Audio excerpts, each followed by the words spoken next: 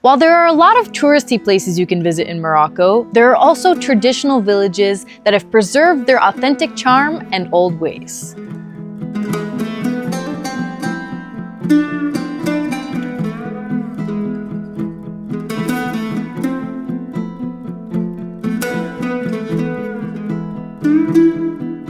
So come with me to explore Bhelil, a village in the mountains just south of Fez.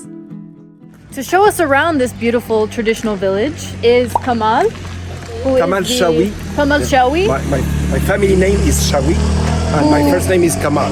Who owns and runs the guest house that we're staying at here in the village, the only guest house. Since 15 years. For 15 years. And as you guys will see, he's also very involved in the community. He helps pick up all the trash that he finds on the ground.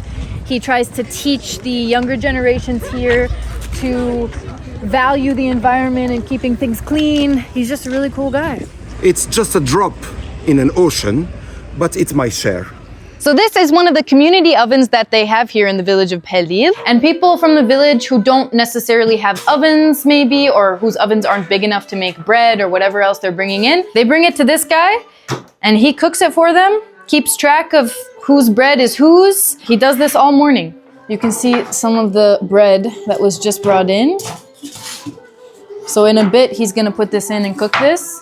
And you can see the bread that just came out and his huge oven. Look at all the bread that's in there. So one of the women that I met inside of this community oven just gave me a loaf of bread from what she just had cooked for her. And that was super nice. So let's try it. Break off a little piece here. Hearty, local village bread. Doesn't get any better than that.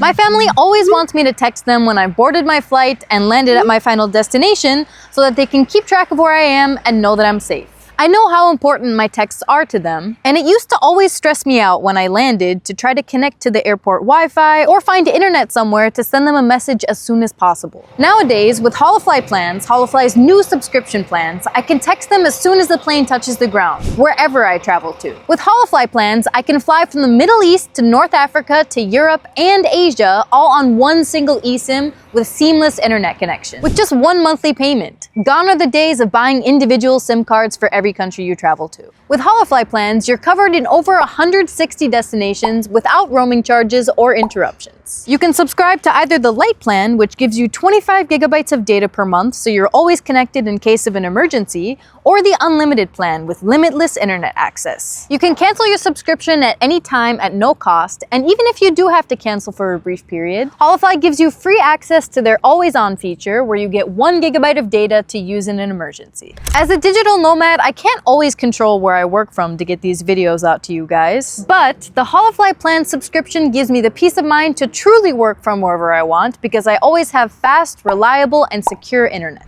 Also, I can hotspot my connection to other devices. It's also cheaper than buying individual eSIM plans for each country. To sign up for Holofly plans, just go to Holofly's website, choose your plan, scan the QR code you get by an email to install the eSIM, and you're ready to travel. As an added benefit for watching my channel, you can get 10% off for your first 12 months by clicking the link in the description and using my code CAMELHOLA. Actually, this oven is in charge of more likely something like close to 600 breads per day. Wow, per day. And those people here, they found that it's much safer, much hygienic, much tasty to have their own bread made by them than to buy it from a bakery. This is what they all tell me. We know what we are eating. If we are buying a bread from the bakery, it's an industrial bread. Right, they don't know what went into it. They can't control that, yeah. So actually, you need the time to make your dough every day. In the morning, first thing. But for sure, it's much tastier than the other breads. So there's a few interesting things about the community ovens that he explained to us really well. So the first question that I had was, why is the guy who's running the oven not just like on the main floor? Why is he kind of inside of a hole, taking the bread from there and putting it in the oven? In fact, it's easier to dig a hole and to use the ground floor as a base for the community oven, build some walls around, yeah, and then when you put the fire, on the right side. The fire is bringing heat, and the heat is turning inside the oven, giving the heat to on the top of the bread. There is no heat under the bread, underneath. And so once the heat is turning, the smoke is leaving from the hole where he is entering the bread. Putting the bread in. So actually the guy who's in charge is quite a difficult job because he's having all the smoke coming. Yeah. So he needs to, from time to time, he steps laying back. So the smoke is leaving on the chimney up there. And this is how all the community ovens are, from the technical side, built. Interesting. Now I have something else which is very interesting, is how this guy is able to recognize the bread of that guy, that family, and that family.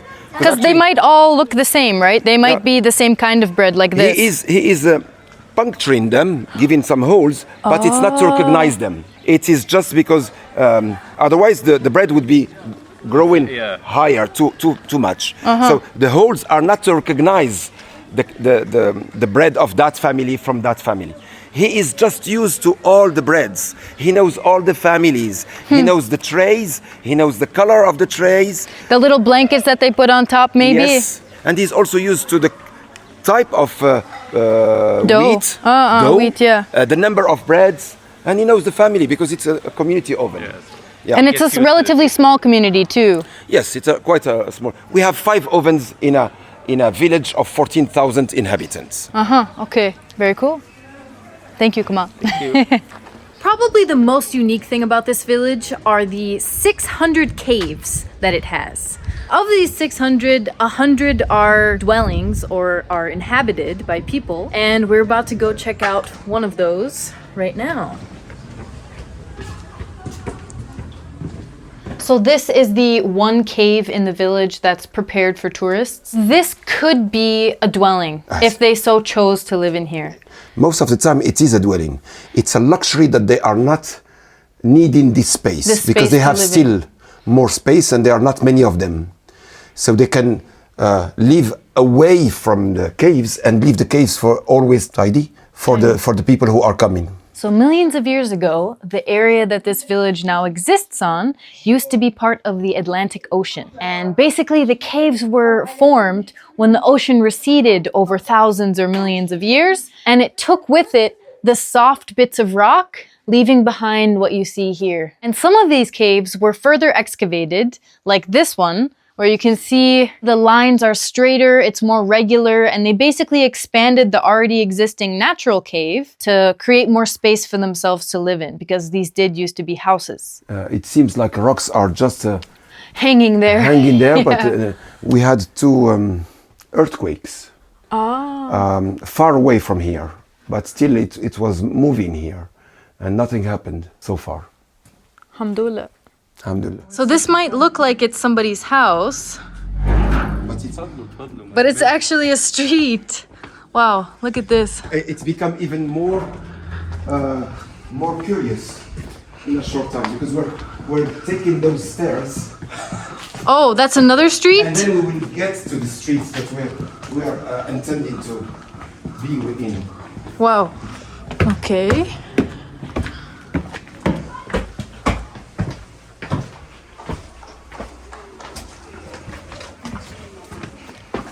Okay.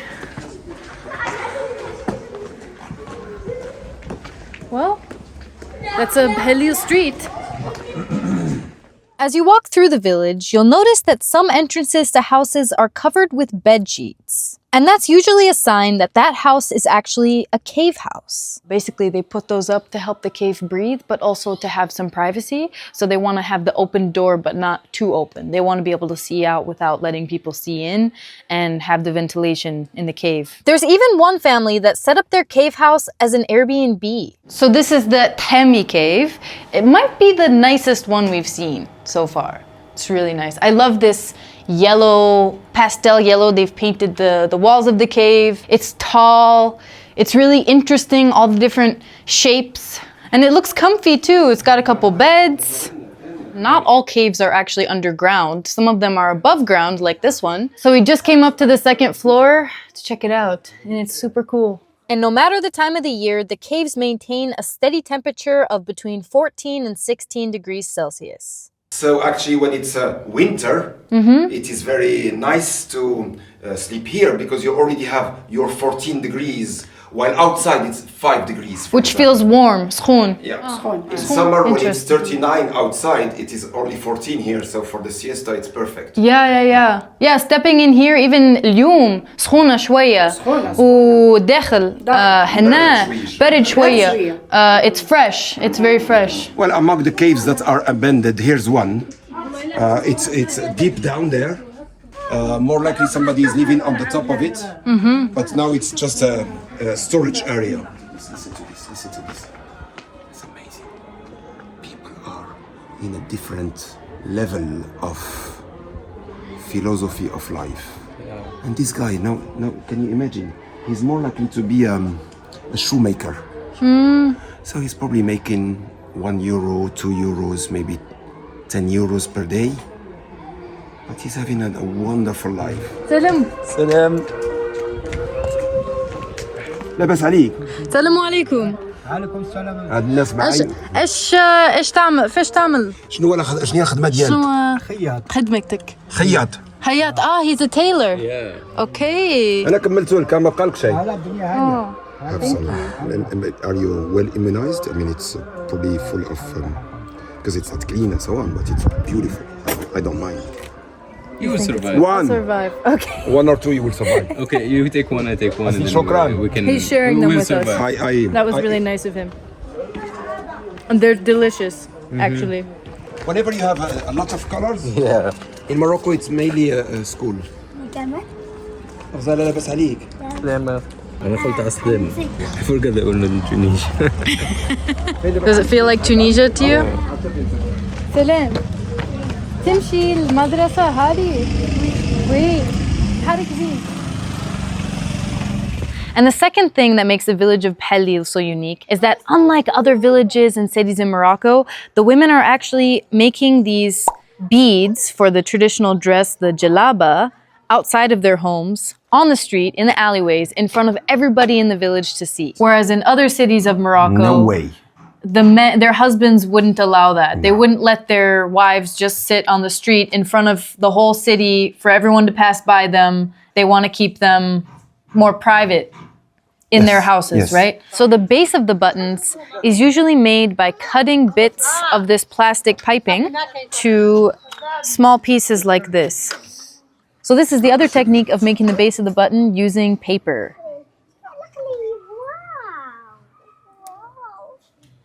And you can see them side by side here, the plastic and the paper.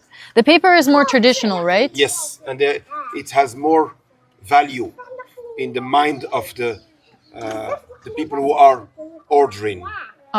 So they'll request the They paper say, specifically. I don't want to see especially those who are making sophisticated kaftan and so on, very expensive.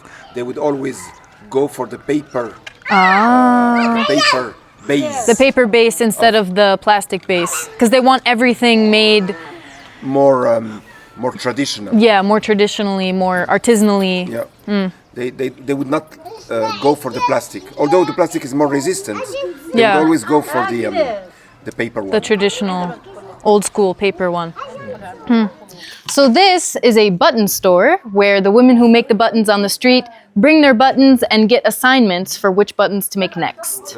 This is what we call a silk coming from China. So it's not a natural silk. It is more likely to be industrial, right? It's not strong, It's not strong. So and then what they do is they twist in it, as you've seen some In the streets. In the streets. Yeah. So they're twisting it to make it multiply by four of those. So it is much it's stronger.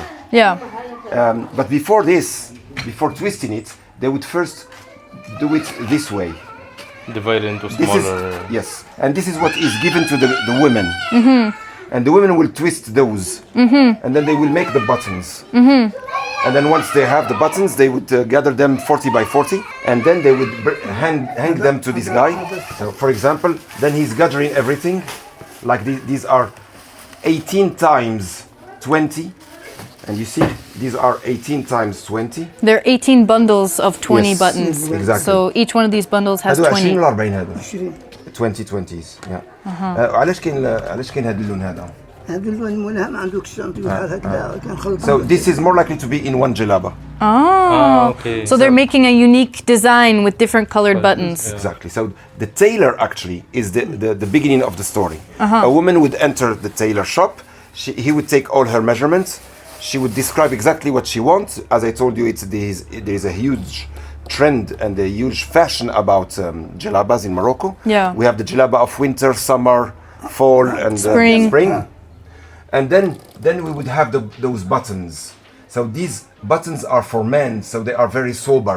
Majority, there is no exotic Colors or designs yeah. or, yeah. And for women, you can have the freedom to do a lot of fantasy. And so when this is done, the woman that previously came here and took all the raw material would bring the final end of the work, and then she gets paid here, and then she would get again the next order. The next task, the next color, number. For example, here's 56 of them. Wow. This time they are white, and even the buttons, there are several sorts of buttons. It's not always they are not always the same. هادو كلهم العقدات التقليديين. These are the traditional ones. عندك شي وحدين شي تقليديين ولا تتعمل التقليديين انت؟ لا كثير غير تقليد.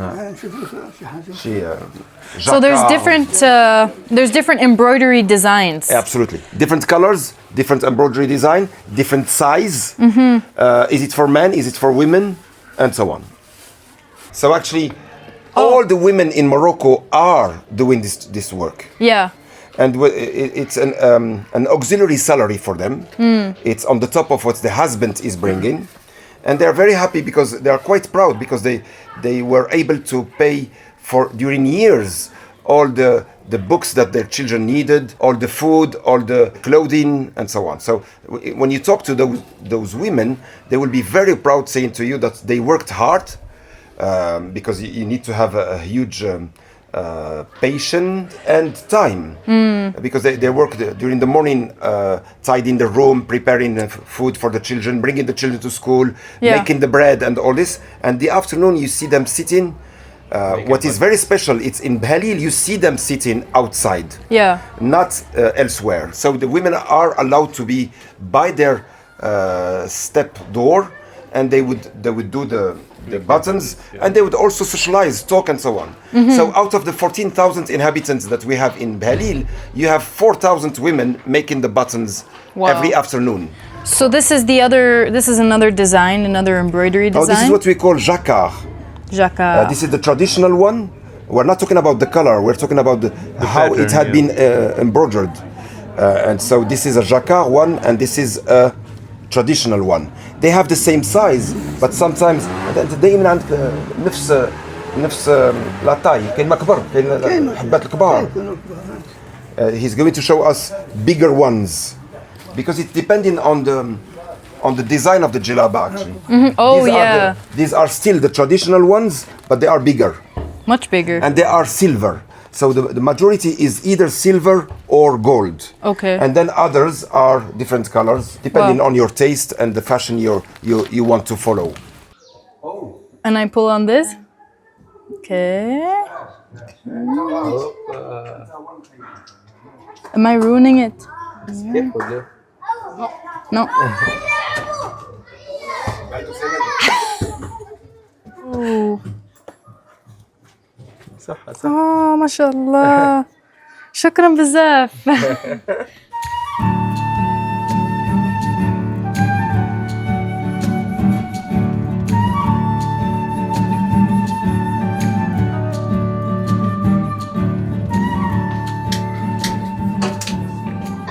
So this is an authentic cave house where somebody actually lives, and her name is Latifa.